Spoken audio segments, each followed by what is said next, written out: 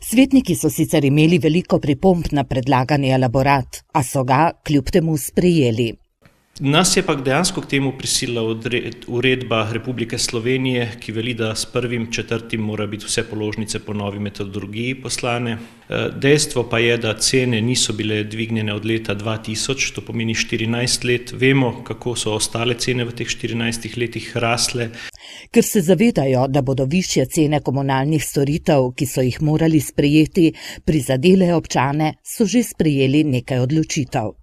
Občina se bo po svojih močeh trudila, da te razlike ublaži, delno že zdaj z 38% subvencijo za gospodinjstva, vkolikor pa to ne bo dovolj, bomo poskušali tudi v proračunu zagotoviti potem sredstva za več.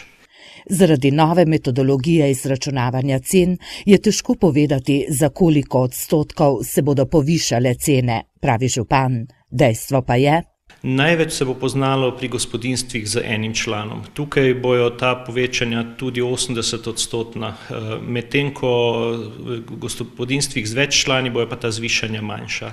In zakaj je temu tako? Večji del gre za fiksne stroške, tako da tudi, ko smo rekli nekoč varčujmo, šparajmo vodo, bomo manj plačali, to zdaj več ne pride toliko do izraza.